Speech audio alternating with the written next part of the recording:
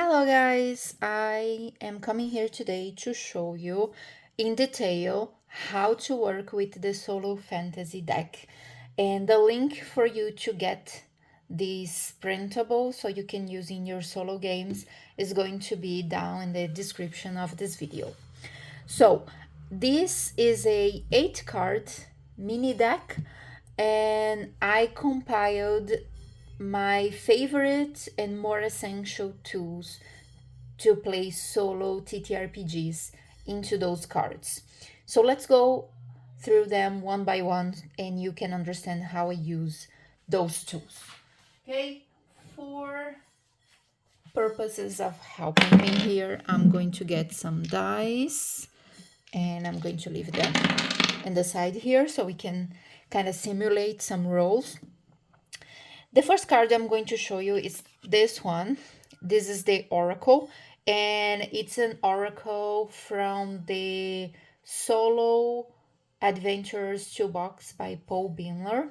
I will also leave the link for my blog post about this deck, and there you can find all the links to all the materials that I used in order to creating those cards. Some of them are a little bit adapted, but the originals you can find on those materials. Okay, so the oracle is a yes or no oracle based on a d20 because I like to roll d20s, but there are a lot of other oracles available online. This is just my favorite. And I also have a modifier table here with a skill check column added to it. So how does it work? So let's first simulate the oracle so I can ask if a door is locked.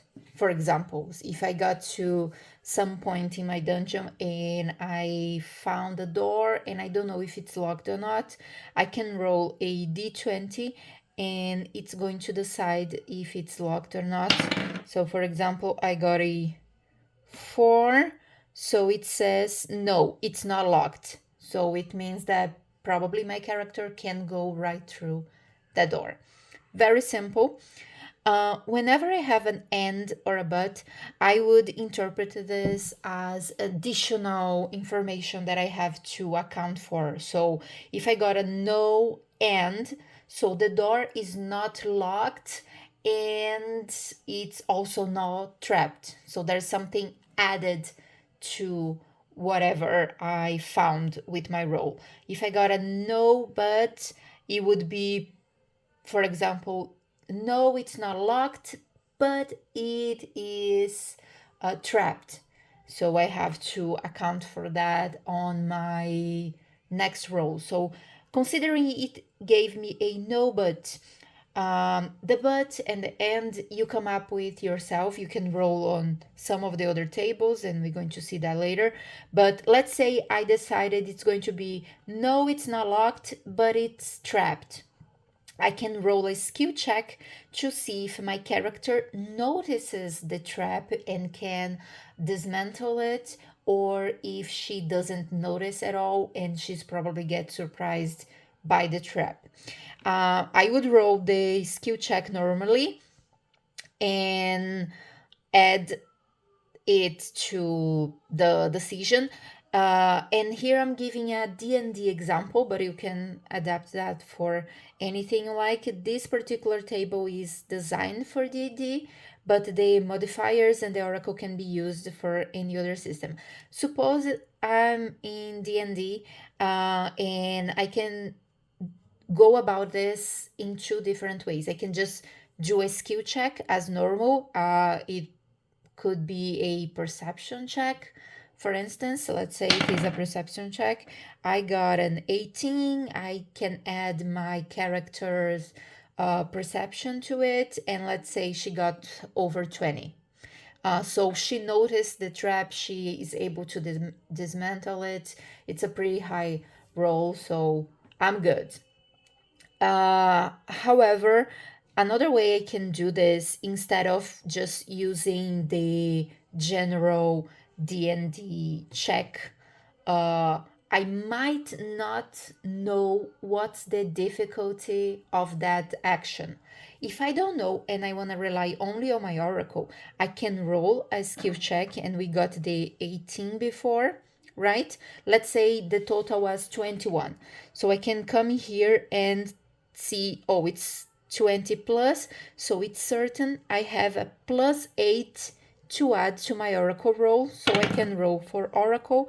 It's a 15 plus 8 is going to give me a 23, so yes. And so she notices the trap and she's able to dismantle it or not be attacked by it, or not, like activate it.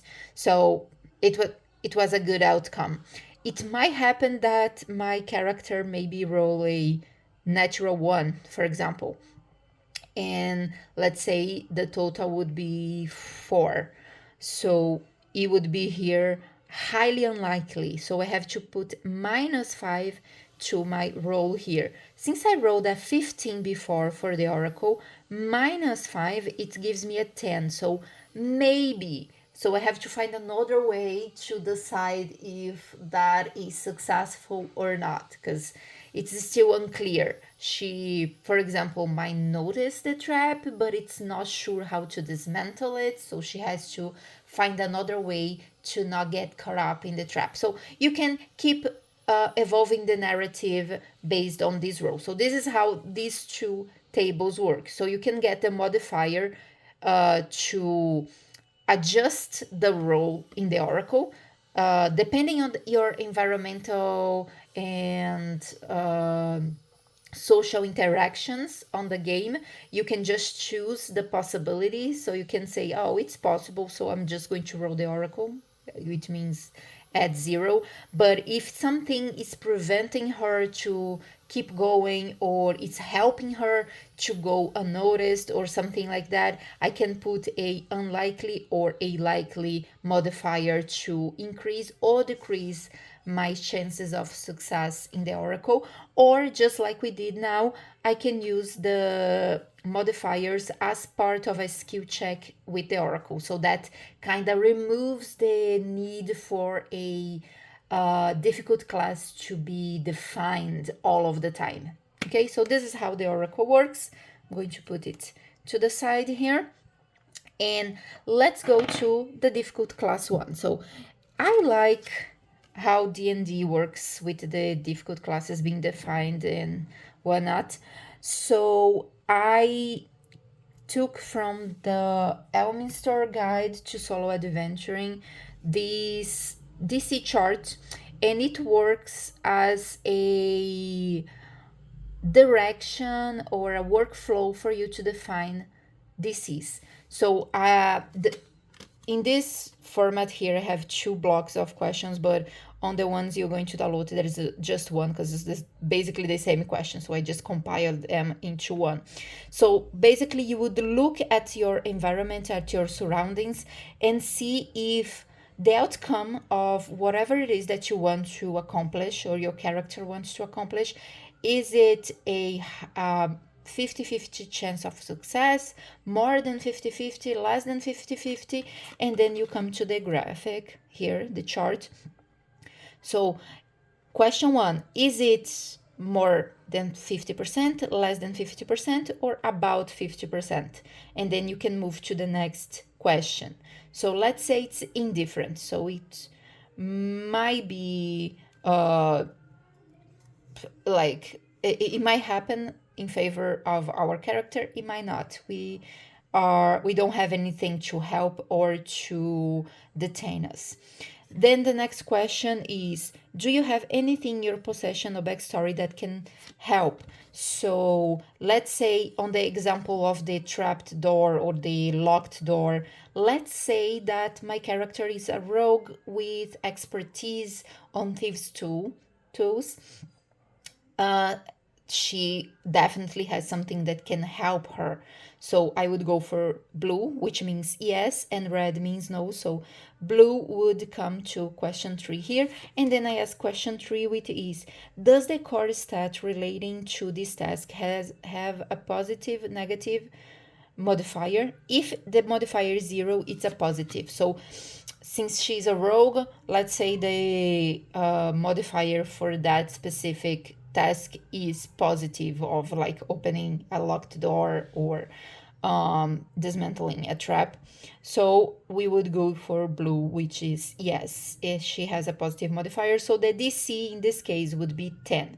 So now I have the DC, I can roll a skill check and do all the procedure that I have to guarantee that if she is able to succeed or not. Okay, so this is a way of mixing up using the DCs in D&D with the Oracle and skill check. So you probably you would define the DC, and then you would roll for a skill check to see if you were successful or not. But you can also use the Oracle as I showed before. So these are the two options that are available. And these ones, the examples I gave are specifically tailored for D&D, but the Oracle can be used with any system. Just the DC chart that has like only specific systems use this DC class kind of thing. But since I play a lot of D&D solo, that's one of the tools I added here. And then we have the two detailed oracles. So I have one based on words, and this oracle is 3 cards because it's the D100 table, as you can see. I'm going to just show this one. The other ones are just the following numbers. And this one is based on 2 words. So I would roll a D100. Let's get my D100 here. So let's roll it. So I got a 2 here and I got a 10 here. So it's a 12. So I would come here for 12 and I have the word escape on the column A. Now let's roll for column B. And I got an 8 and a 0, 0, which is an 8. So I can come up in here, and for B, I got animosity. So escape animosity. So I would combine those 2 words into something that is happening on the scene or some action that my character would take. And you can take those words wherever you want. So escape animosity can be literally to escape things. It can be to escape a certain group.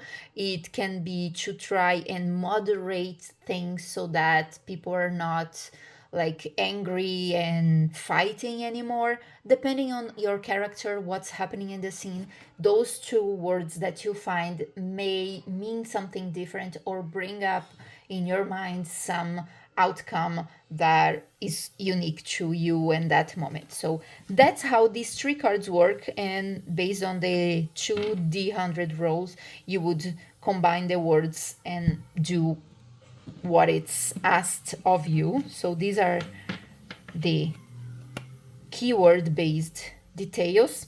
And then we have the icons, the visual based details. So it's basically the same function.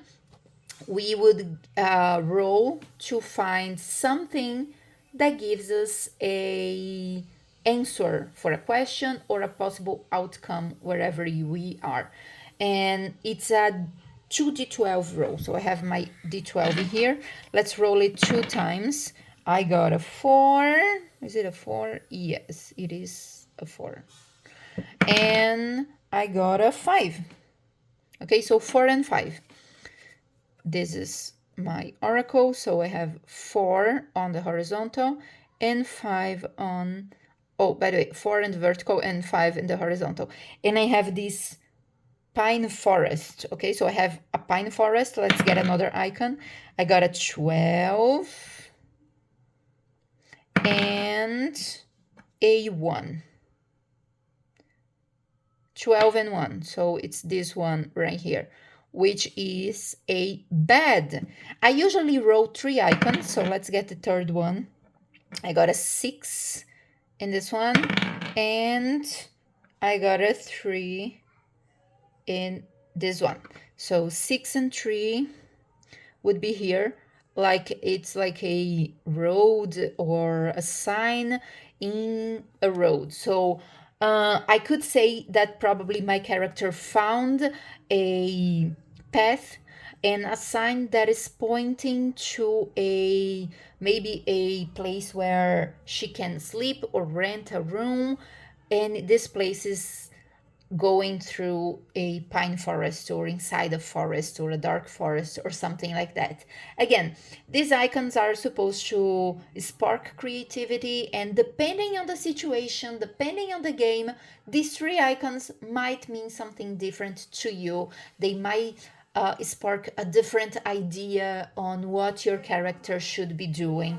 So that's why I love this one. And it looks great. It's cute. It has a lot of possibility in here. I mean, you have 144 icons. And if you do my method of combining three icons to get an answer, or two icons even to get an answer, you can get so much based on what is in here. So this is also for more open-ended questions. So what we've done here, was we got a general yes or no oracle with modifiers and the possibilities of skill check specifically for D&D, a difficult table and chart to define difficulties if you're playing D&D. This one specifically for D&D mostly, but the oracle can be reused for any system.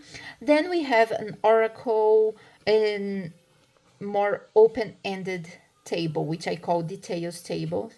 One with keywords and one with icons. So this is enough for me to play most of the games. And if you have a fairly good understanding of that system and of that game, you might not even need the rule book. Just these cards and your memory are going to be enough for most of the game.